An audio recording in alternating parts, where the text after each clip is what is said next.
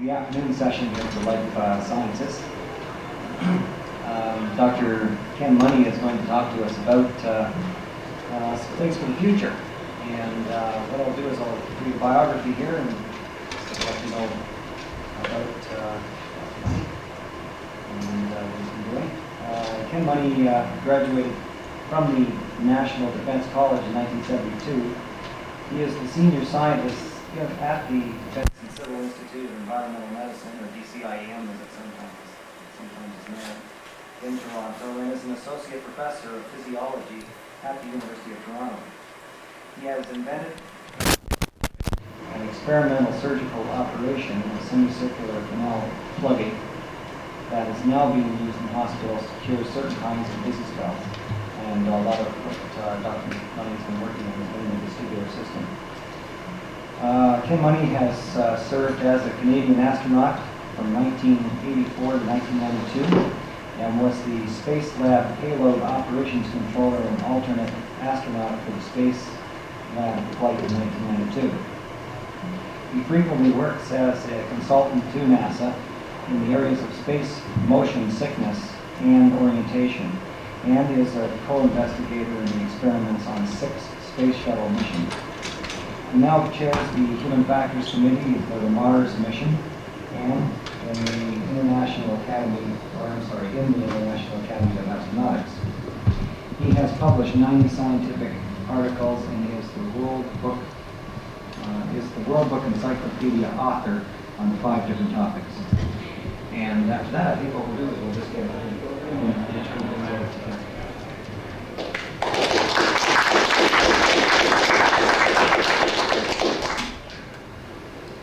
I'd like to say what a pleasure it is to be here in Toronto and Ontario, in Canada. It's recently described as being the best place in the world to live. In North America, in planet Earth, in the solar system, on the Orion arm of the Milky Way galaxy, in the local group of galaxies, and within the Virgo supercluster. It's an excellent location. It's a particular pleasure to be here. Well, of course, we know now that we're moving at an average speed of 62,000 miles an hour in our orbit around the Sun, and something under 500,000 miles an hour with the Sun as we go around the center of the Milky Way galaxy. And it's recently, been shown by the Colby satellite studies using Doppler studies on the background cosmic radiation that we're almost at 1,000,000 miles an hour heading in the direction from Earth to Taurus, Leo. And as I was saying, we are proceeding at about 1,000,000 miles an hour on a line from Earth to Leo. And in case you want to see where Leo is, so you know where you're headed, you know how you follow the bottom of the outside edge of the Big Dipper up about the same distance to come to the North Star. And you follow the North Star back to the Big Dipper and continue in the same direction, the same distance, you'll be pointing at Leo, provided you haven't gone below the horizon. Sometimes it isn't available. But when you can see Leo there, it has a nice little curly tail. You know that we're heading in that direction. We'll never get there because Leo is also in the Milky Way galaxy. But that's the direction that we are going with Leo at about 1,000,000 miles an hour. Well, I want to tell you something about the medical problems of the Mars mission. And I'll start at the beginning. And I'll stop at the beginning. The beginning, I was accused yesterday of not knowing my own history, meaning the history of science, and so I'm going to bring some of the history into it, and this is why I'm going to start at the beginning. The beginning, of course, was that enormous explosion called the Big Bang, and I did describe the other day the reasons why I think it's quite probable that the Big Bang is a real historical event. And I'll just review the 4 kinds of evidence for that for those who weren't there. And those who were there have probably forgotten them already anyway. But there are 4 different kinds of evidence that support the idea that the Big Bang really did happen. And the first kind of evidence is that the universe is expanding. That was shown by Edwin Hubble in the late 1920s, and he used redshift studies to show that distant galaxies are moving away from us. All of them are, in all directions. And the ones that are farther from us are moving away from us faster than the ones that are closer. And in fact, that's the evidence, and the argument is, well, because the universe is expanding, we can take that backwards in time, and therefore everything began in one place, and the beginning of the expansion is called the Big Bang. It's the first kind of evidence that the Big Bang really happened. And the second kind of evidence is that the proportions of the chemical elements in the universe are in fact the proportions that would have been produced by a Big Bang.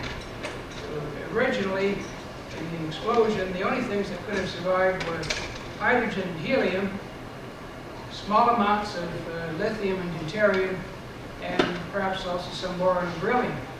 And the heavier atoms after that had to form from nuclear reactions in stars and in supernovae. That's the evidence. And of course, the argument is, well, if the proportions of the chemical elements are those that would have been produced by a Big Bang, therefore the Big Bang occurred and produced them. We don't know how else the Big Bang could have happened. Or sorry, we don't know how else the proportions of the chemical elements observed could have happened. And the third kind of evidence is the cosmic background radiation, which is why NASA sent up the COBE satellite in 1989 to document that leftover radiation from the Big Bang. This is the most convincing evidence of all because the nature of that leftover radiation was predicted by studies of the Big Bang, and then when they looked for it, it was exactly as predicted. The whole spectrum was as predicted, even the lumpiness that an ancient universe would have had to show if it was to give rise to the universe that we see today. And of course, the argument is that's the leftover radiation from the Big Bang. The Big Bang must have happened to create the radiation. And the fourth kind of evidence is we have telescopes that are good enough to see things beyond 15 billion light years. Quasars, if there were any there, we could see. But when we look out, there's nothing beyond 15 billion light years. That's the evidence. And the argument is, if there's nothing beyond 15 billion light years, therefore there was a beginning 15 billion years ago.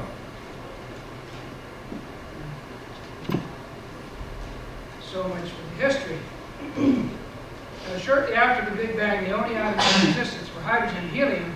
So obviously all the heavier atoms had to be formed in stars by nuclear reactions and in supernovae. So all the heavier atoms in existence now were formed in stars and in supernovae. And that includes us. With the exception of our hydrogen atoms, we are made of atoms that were produced by nuclear reactions in stars. If you want to see something made of atoms that were produced in stars, have a look at your hand. Because like everything else on planets, we are made of stardust. We are organized stardust. Was perhaps an astonishing insight, although not entirely correct. The Greek philosopher Democritus said in the 4th century BC, by convention there's hot and cold, by convention sweet and bitter, but in reality there are only atoms in the void. 2,400 years ago, that was pretty good thinking. We are breathing, talking, walking, organized stardust. And in that concrete sense, we are creatures of the stars. Perhaps more specifically, we're creatures of planet Earth, but we are, in fact, the result of the atoms that were produced in the stars, except for our hydrogen atoms that were produced in the Big Bang itself.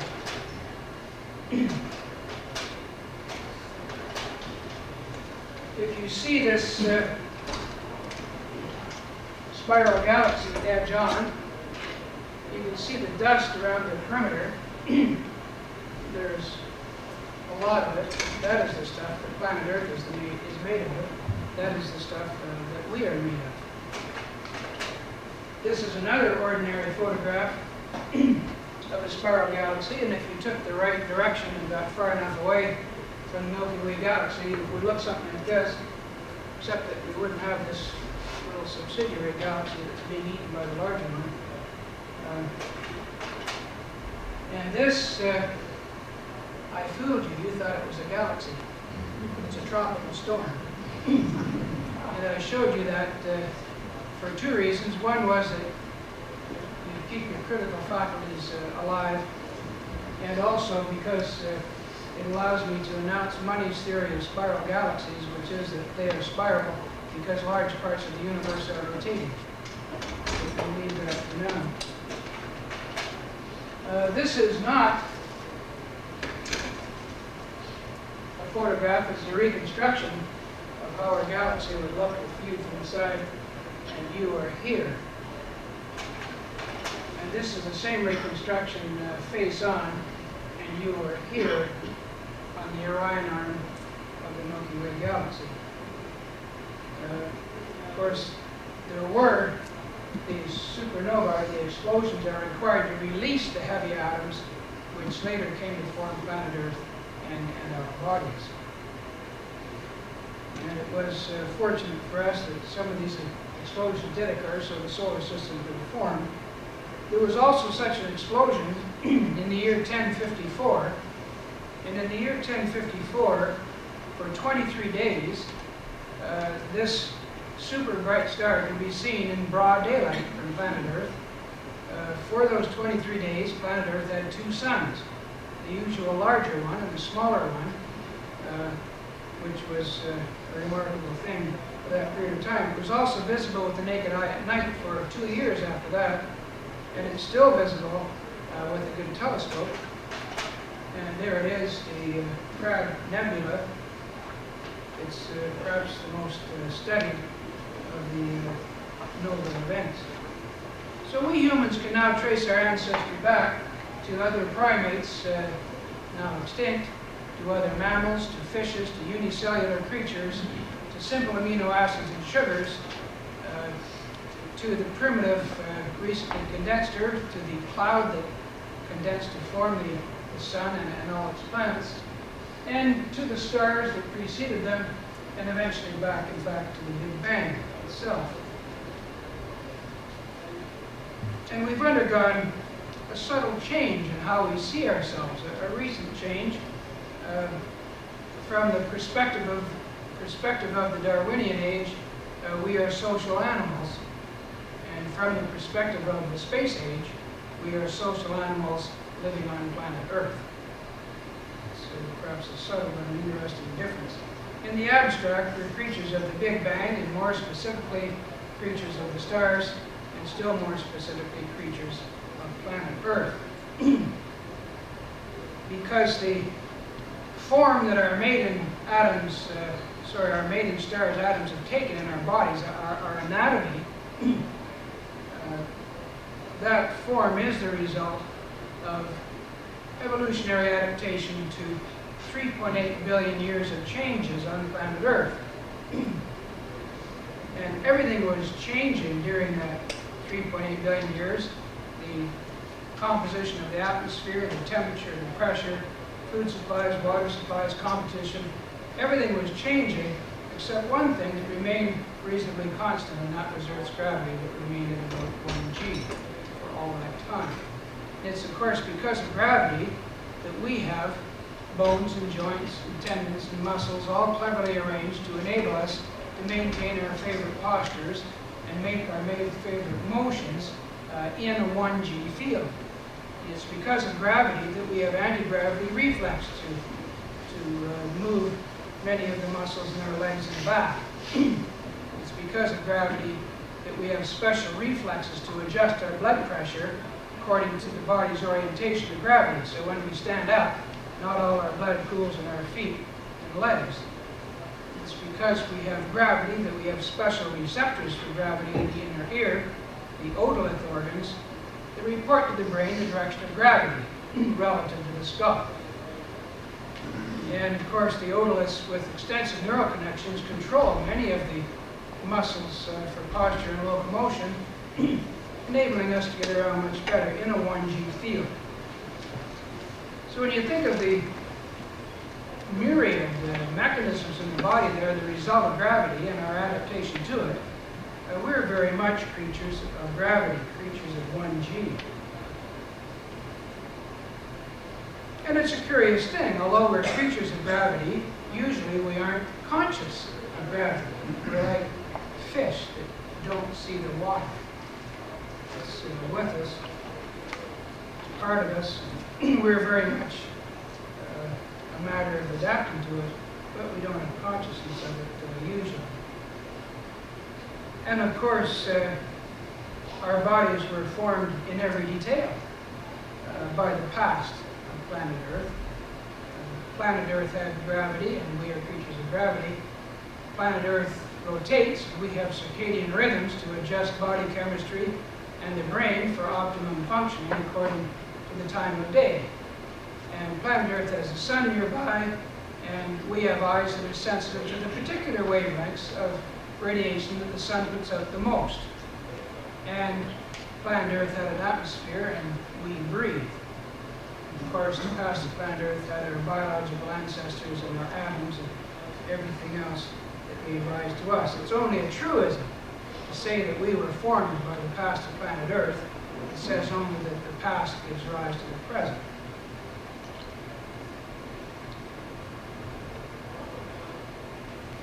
Well, since we are in such exquisite detail creatures of planet Earth, it's surprising that we can, in fact, survive our removal from planet Earth. And in fact, when we do leave planet Earth, when we fly in space, we are obliged to take with us certain parts, essential parts of planet Earth that we just cannot get along without. So we take with us some of the atmosphere of planet Earth at the appropriate pressure and temperature. We take water from planet Earth and food. We take air cleaning mechanisms. We take waste disposal provisions. We take lighting systems. We take the parts that we need. But there are three kinds of things that we cannot take from planet Earth that we need, and it's because of those that we can't take with us that we have medical problems of spaceflight. And those three things, of course, are gravity, the shielding against radiation, and the social environment and spaciousness of planet Earth.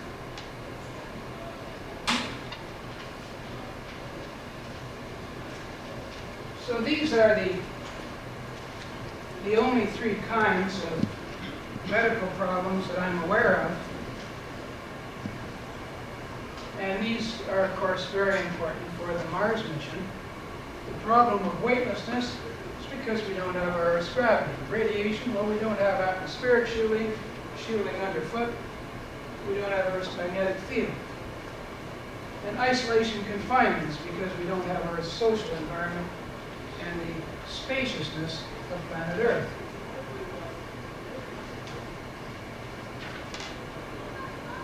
Now consider, first of all, weightlessness.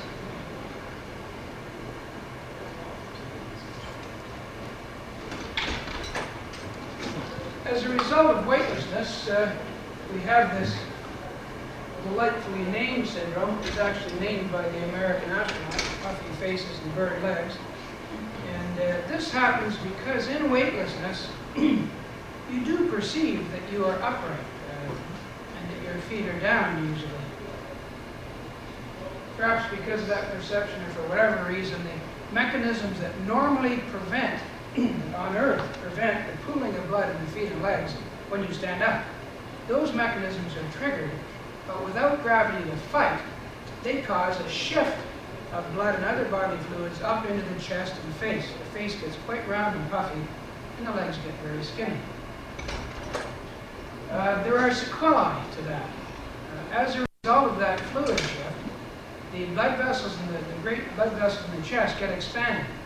As a result of that expansion of those blood vessels, regulatory mechanisms are triggered, mechanisms that react usually when the body has too much water on board.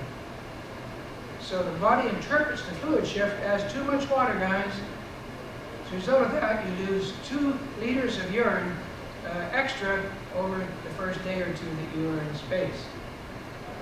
Now, what happens as a result of that? Well, the total number of red blood cells in the body stays the same. You just take the water away. When you take the water away, the blood gets very thick and pasty. And then regulatory mechanisms again come into play. And they're saying, well, we have much too much in the way of red blood cells here. Hemoglobin is much too thick in the blood. So the production of new red blood cells just about stops. It's very, very much reduced. The removal of old, worn out red blood cells continues at the same rate, and over a period of weeks or so, you become quite anemic. You lose quite a lot of the red blood cells. Mind you, it's appropriate to the total blood volume, but you have a smaller blood volume than you would have on Earth. Partly because the blood volume is low, and partly because you're not practicing fighting gravity when you stand up and maintaining your blood pressure, which is quite a mechanism. It's quite a trick to do that, and to get the blood pumped up to your head against gravity. And you haven't been practicing that, as it were, when you're on a week-long or particularly a year-long space flight. When you come back, you tend to faint. You can't maintain your blood pressure when you stand up. And American astronauts have fainted and fallen onto the floor unconscious as a result of this cardiovascular decompensation, as it's called. Intermittent low back pain, probably caused by the fact that without gravity pounding you down, your spine expands during spaceflight. If you've been up there for 2 to 3 weeks, your back and your body height will be 2 to 4 centimeters longer than it is on Earth. And after discovering that, in fact, we know now from studies that when you sleep at night, you grow longer too. And about 1 centimeter in young adults. You get longer during the night. When you get up, gradually during the day, gravity pounds you back down again. And when you get horizontal, you start expanding again. This is why when you get up in the morning, you're quite tall, and you have to tilt the mirror on your car, the rear view mirror on your car, up because it's showing you, the bottom of the window. And then at the end of the working day, you have to tilt the back, the glass thing back up again. Because when you come out from work, you're short, you're looking up, and you're looking at the top. So people usually notice that with the rear view mirror. There's no other thing. Loss of bone and muscle tissue has been a special presentation here already. It's thought to be caused, perhaps because of not using your bones. They're not stressed by gravity. They're not stressed by muscles pulling on them as much. And as a result, bone is lost, particularly calcium. It's lost especially in urine for the first week or so, and after that, mostly in feces. But you lose a lot of bone, not just calcium, but bone tissue. And it's lost partly because of the hormonal changes, probably, as well as the lack of use and the lack of stress on bone.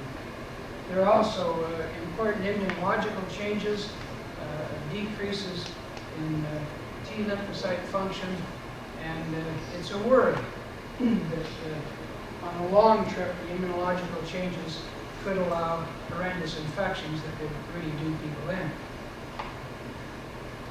And people worry about the combination of decrease in immunological function and the combination of that with radiation, which could further reduce immune system function. And then we have the vestibular problems, which are disorientation and motion sickness, which is my own area of special study. And roughly 90% of people who fly in the shuttle get sick. Typically, it's only for 2 days. By the late in the 3rd day, they're feeling fine again. 70% of people who fly in the shuttle admit to this sickness. 20% are sick but lie about it, and 10% are, in fact, totally without motion sickness in space.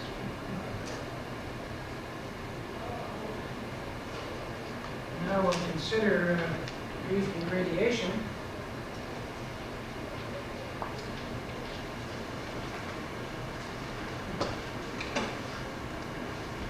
Radiation, of course, causes the breaking of DNA strands, and this can lead to cancers and mutagenesis, also to cataracts, lens opacities, genetic effects. This means effects on offspring because of exposure of the parents' reproductive tissue to radiation.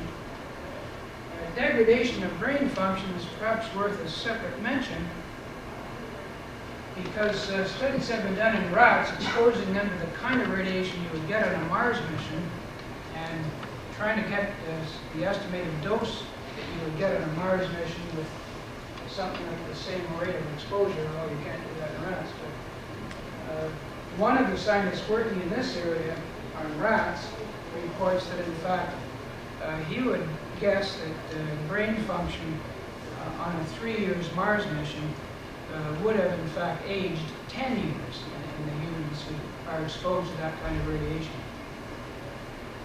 And then, of course, it's possible to get radiation sickness and death. That would only occur with a solar storm, an anomalously large solar particle event. Perhaps I should explain what this radiation is. When you get away from the magnetic effects of the Earth, and when you get out from under even a little bit of atmosphere where the shuttle flies now, you are exposed to galactic cosmic radiation. And this radiation is very, very energetic. It is 83% hydrogen nuclei, 16% helium nuclei, and 1% heavy atomic nuclei. And these nuclei are going at super high speeds. They're called millions of electron volts speeds, and they're almost impossible to shield against. Now, this galactic cosmic radiation is influenced by the sun's cycle. You're aware the sun has an 11-year cycle. During the active cycle, solar max, the sun's magnetic influence clears a lot of this galactic radiation out of the solar system, so it's much less. During solar min, the sun is quiescent, the galactic radiation is much greater. The flux is greater. So, if you were to take your Mars mission during solar max, the galactic radiation would be much less, you'd be much better off. But on the other hand, you're at risk of running into a solar storm, because that's when the storms happen. About 100 storms every cycle, and maybe 2 or 3 of these would be anomalously large solar particle events, which, if they did hit you in the standard sort of spacecraft, would kill everybody on board in 1 or 2 days with radiation sickness. So if you're going to go during solar max, you have to take a shield, a special shield against solar storms. Luckily, the solar particle events, the solar storms, although they put up a terrific flux that will kill you, it isn't very energetic stuff. So you can shield against it without too much trouble. If you go during solar min, you cannot shield against the galactic radiation that will be unacceptably large at that time. So the decision has pretty well been taken, as far as I can see, for the first Mars mission to go during solar max. You would therefore be at risk of solar storms, but you'll take a storm shelter with you. And when the storms come, you'll get into your shelter and ride them out. They normally only last a few hours or a few days.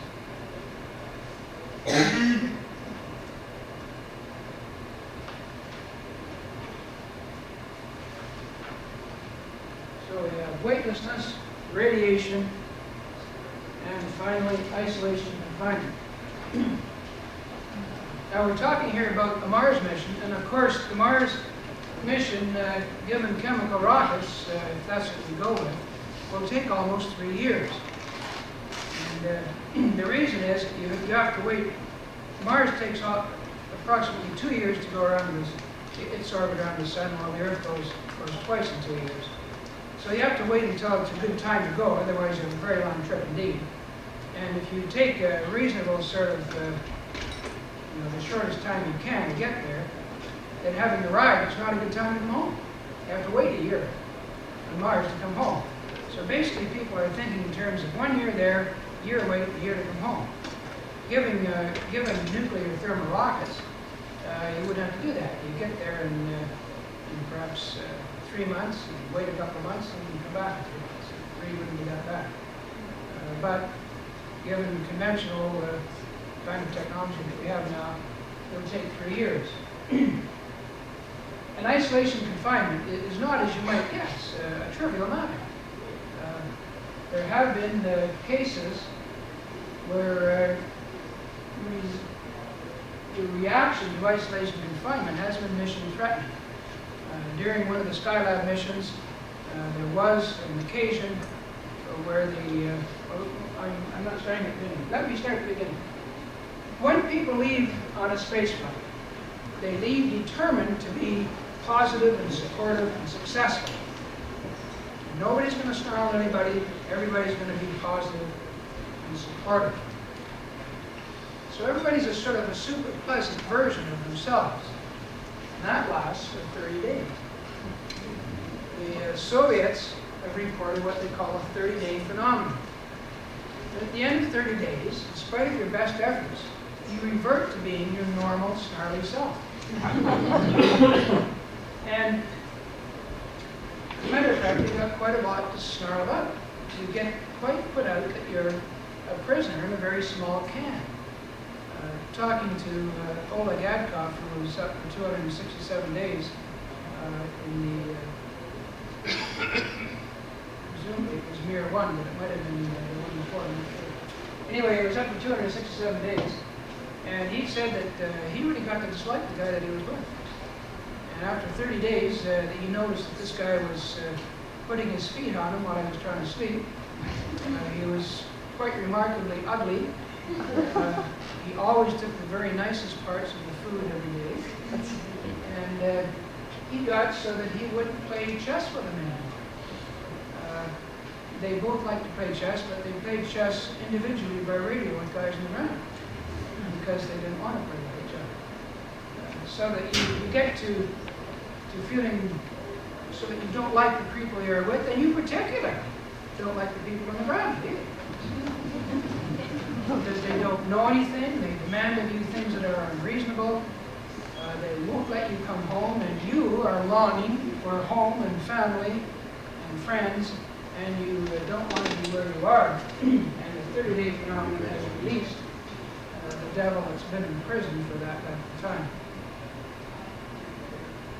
And so there was this period of time during one of the Skylab missions when the arguments between the guys in the Skylab and those on the ground got so bad that the flyers, the astronauts, said, okay, we're going to have a 24-hour period of no radio contact starting right now. And the guys on the ground said, okay. And they didn't talk to each other for 24 hours. Historical fact, it happened.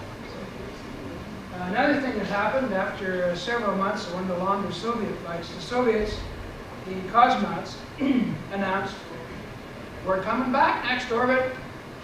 And the guys on the ground said, oh, no, you're not. They said, yeah, you promised, and next orbit is when you promised, and we're coming home, and you can't talk us out of it. And the guys on the ground said, well, if you do, you will land at night in a snowstorm, so don't. And they said, we're coming anyway, and they did. And they did land at night in a snowstorm, and the capsule landed on the side of the hill, rolled down into a ravine, night, snowstorm, and they did not find them until morning. Now this is what we were told. And at the time, nobody doubted it. It was supposed to have been recorded by intercepting their radio broadcasts, and it was perfectly clear what had happened, but I have since heard opinions that it didn't really happen. But I have been able to confirm independently that one of the capsules did land at night in a snowstorm and roll into a ravine, and they weren't found till morning. The only thing I couldn't confirm independently was whether their motivation was that they had been promised that they'd come home in that orbit. But I'm telling you all this so you know that isolation confinement is not a trivial matter. It can be life-threatening, it can be mission-threatening. And so it has to be addressed, especially for a 3-year mission. International Academy of Astronautics Committee advising this matter has in fact recommended, since it's planned to have 6 people, 3 men and 3 women, they are recommending that they send 3 married couples, so that the matter of sexual partners will be settled ahead of time. Because otherwise you could have people competing for sexual partners during the mission.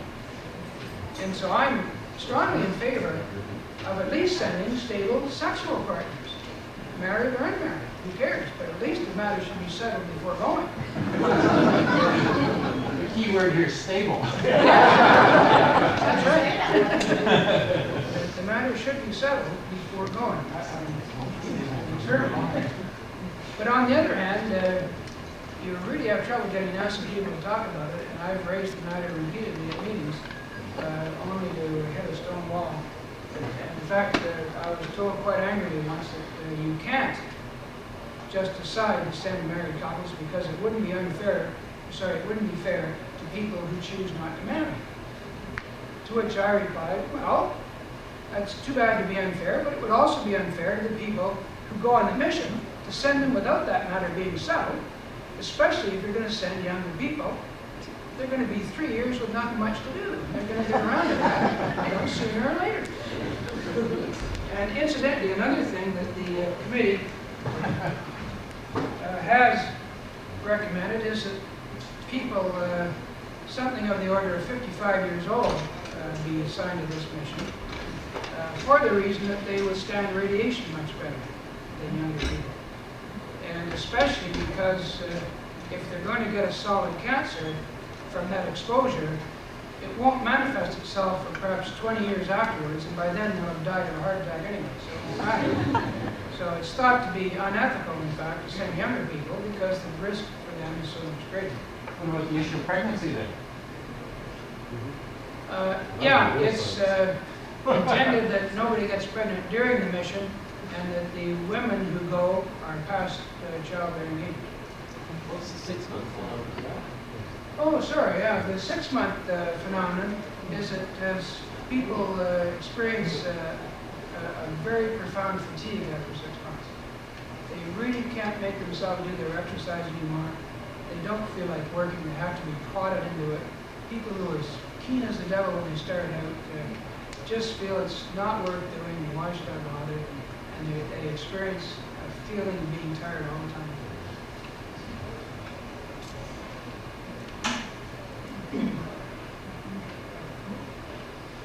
Ken, Yes. are you going to add a 3rd line to that slide then? And what are you going to call this other phenomenon?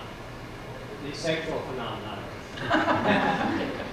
and really seriously though, do you have any idea about the resolution of the 30-day phenomenon during subsequent days? It pretty well carries on for the rest of the mission. It isn't quite as bad. It sort of peaks and then it isn't quite as bad. But they do remain quite snarly for the rest of the flight. And to some extent it's us against them, but then we don't like each other either. And there's a lot of conflict, a lot of hostility in these people after 30 days. Well, there's a possibility of doing something that prior to flight that is expecting it to happen. There are people who are very skilled at resolving conflict between people. And there's one in particular in Montreal who does in the aviation environment, you probably know. Couldn't they be trained and conditioned beforehand? Yes, it could. And the Soviets have done some studies of this, and they have found that having the most useful thing, the most helpful thing of all, is to have 2-way TV visits with family. So they get the families there, the astronauts can see them on TV, the families can see the astronaut on TV, and they can talk. And they have visits with their family. It's wonderful. It does a lot for them. It also helps to have celebrities come and talk to you. So the famous people in entertainment and politics and so on come and tell them what a fine job they're doing. That helps too. But the 2-way stuff especially will not be possible during the end of the Mars mission because it would take about 40 seconds between sentences. You Yes? Which is the more important consideration? Lack of social contact or lack of space? Lack of individual space? It's hard to say which is more important, but the cosmonauts are particularly mindful of wanting to get home to see their friends and family. So perhaps that's the major event. I don't know. Yes? Well, similar effects of isolation we've seen in places like the Pluto station. And I'm wondering whether the dynamic changes if you've got more people. Yeah, the NASA people have studied what happens to people living over in winter in the North Pole and in the South Pole. And they've also studied submarine crews. And similar phenomena, of course, happens in both situations. So does the increased number of crew tend to ease the problem?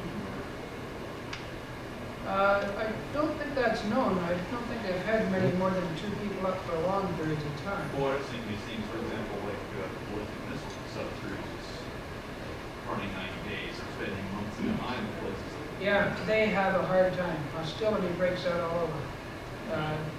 Physical aggression is a constant problem, even in the military environment. So it's not unique to space. I think it has to do with the deprivation of not being with friends and family, and also with being imprisoned in a small space. Both those things are important. I think I have nothing much in the way of slides. Just, yeah. There was a meeting in this room, the top of this room earlier this morning. I think her name was Catherine Imus. She described, I can't remember the name of it, it sounded like some sort of high-powered space camp for undergraduates at NASA. And what she described was a terrifying atmosphere, a militarized atmosphere with a friend nowadays, and she was obviously quite frankly besotted with this. I mean, is this the NASA? Is this part of the NASA culture that people are raised in a sort of quasi-military regime and expected to behave as they're parts of a military organization and subject to very strict military discipline? So certainly the overwhelming impression I got this morning. No, I trained for the IML-1 Space Lab flight for 3 years, and 20-hour days only happened when I was in the ground controlling the mission for me. And in fact, it's very, very informal. Only first names are used. It's quite reasonable. We work typically 60-hour weeks, so a little more than average. But it certainly was anything but military. So that was my experience. We would travel to different universities of the people doing the experiments, and we'd learn there about the basic science and the experiment itself. We do simulations, but it was all really quite civilized, and I didn't find it the least bit horrendous, and it was absolutely not anything nothing you would call military. So just we had 2 examples of being postulated, the military or the naval model, the ship under in blockade, for example, wouldn't need to be a submarine or something closer to a spacecraft perhaps, but the ship with a long mission which has a military regime governing it, versus say the Antarctic research base where one would expect a more sort of laissez-faire scientific collegiality. Which model seems to work better? I've heard of problems in both. But I think that the NASA model is the collegiality model. It's really very informal, and it's a matter of cooperation and getting to know each other. And the Soviets do that too. They've been known to send their crews on automobile trips across Siberia, just so that they'll be together in a small space and semi-isolate. And it's hard to know the answer to your question. Maybe a military model would be more successful. I don't know, but the way NASA seems to be going is more like sending families rather than sending on military construction. And also, married couples, of course, give themselves support of a variety of kinds. It might very well be that that situation will overcome a lot of the problems with isolation confinement. Yes? Yeah, one of the things that problems with the Antarctic and the Arctic outposts is that the training that the scientists underwent was fairly minimal and did not really prepare them for being able to handle things when they got to the outpost. Also, most of them were elite scientists. They were tops in their field and such, and weren't necessarily have that much facility with social interaction with other people. They tended to be loners, and they tended to want to work on their projects. Everything had to be perfect. Nobody could interfere, and that kind of thing. And so that's where a lot of problems arose. But those kinds of issues and situations can be, in a sense, helped through training. And through, I mean, it's sort of like the crew resource management training that pilots go through. When you pull a captain who everything has to be what the captain says, well, in the new cockpits, they can't do that now because everything is managing the flight rather than actually flying the aircraft most of the time. Although there are times they got to land at the top.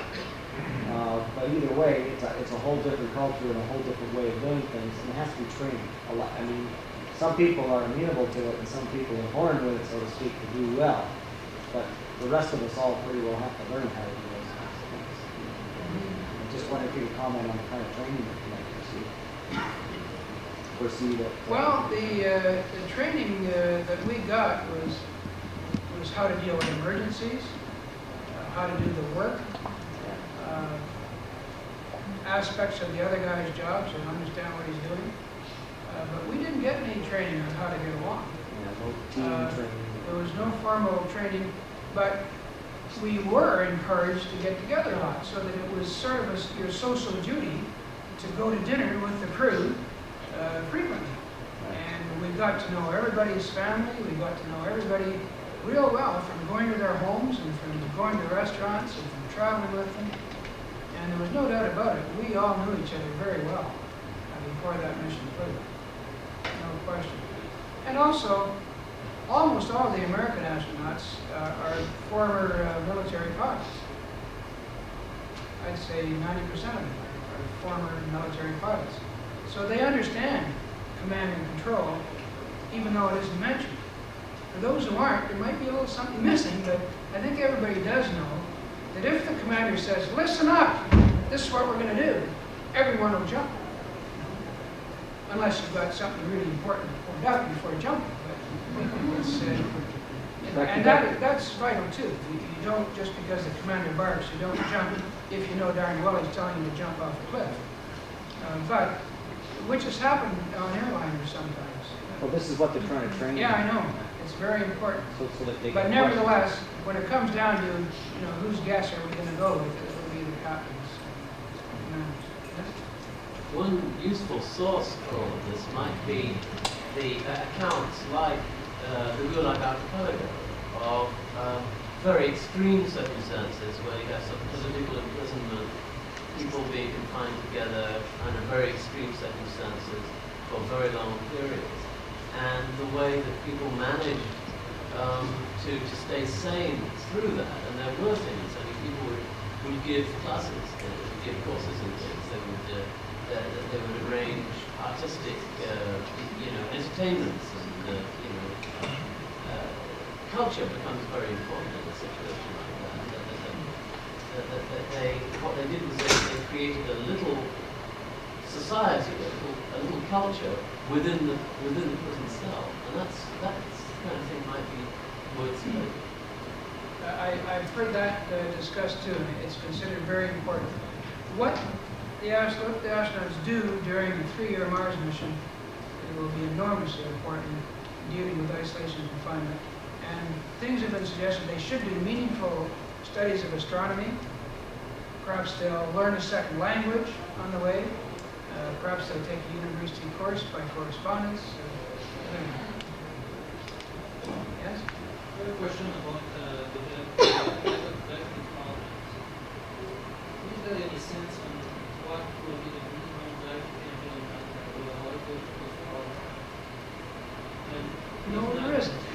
And that's an interesting point. The Academy of Astronautics Committee recommended that for a 3 years Mars mission, that you get a rotating spacecraft and use artificial gravity to avoid all those problems. And I wholeheartedly agree with that point of view.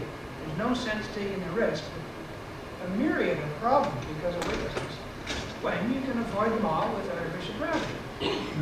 And in fact, we are recommending 1G at 1 RPM, which means you need a long tether with a weight out there. Maybe it'll be your nuclear power station, whatever. And this is probably, I think, what will be used if there is a 3-year Mars mission. Mind you, a 1-year mission might be used weightless. There's another problem about, as you mentioned, how much G is enough. We say go in 1, be safe. The added cost to the vehicle, as studies have shown, to get 1G at 1 RPM will be 10 to 15%. And we say pay, because it might save your mission. It's well worth the cost. There's another problem, though, when you're on Mars, should you then have a small centrifuge that you hop on and take 1G for a couple of hours a day to keep your body in shape. We don't know if that's necessary or whether Mars 1/3 of a G is enough. It might be enough. But that isn't known. And many of us were hoping that the space station would have a large enough dimension that you could put a human centrifuge in it so you could spin a standing man. This would mean that you'd need maybe 12 feet for the diameter of this rotating device. Probably more than that, because otherwise your head would be at 0, your feet would be at 5G. Wouldn't be any good. So you need maybe 15 feet or so, but in any event, it isn't big enough. One of the 3 models they were considering it would have been big enough. And I find it quite astounding that the stated major function of space station is to allow the life sciences experiments that will allow the Mars mission to go ahead safely. And the main thing you need to find out is the question you've asked, how much G is enough? And they didn't make the blasted station capable of answering the main question to allow the blasted mission to go ahead. And as a result of that, you have to take the most pessimistic view and allow for maybe 1G on Mars, 1G on the way, and it's going to be a lot more expensive and you're not really finding out what you want, what you need. You also have to find out about all these weightlessness problems in case the 1G system should fail. Because you could very easily end up going at a speed that doesn't allow you to get home for 2 or 3 years anyway, no matter what you do. And if your 1G system fails, you're going to have to deal with the weightlessness. So you still have to find out about it, even if you don't want to deal with it, and you're going to avoid it by using the 1G system, which I hope you do. The question is, why how much does he pay micro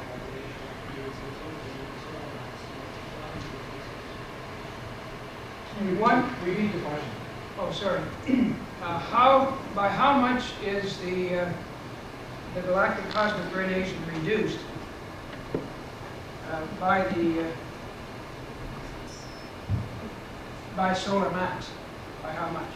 During solar min, in 1 year, on the route to Mars, the best estimate is that you get 50 rem exposures to radiation, which happens to be exactly the limit that NASA allows you for 1 year.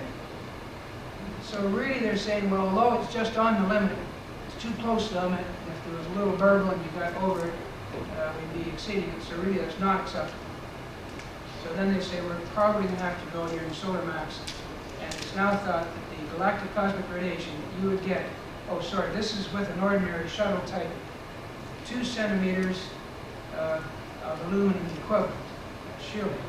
It would fall from 50 rem to 20 in solar min during the same 1 year.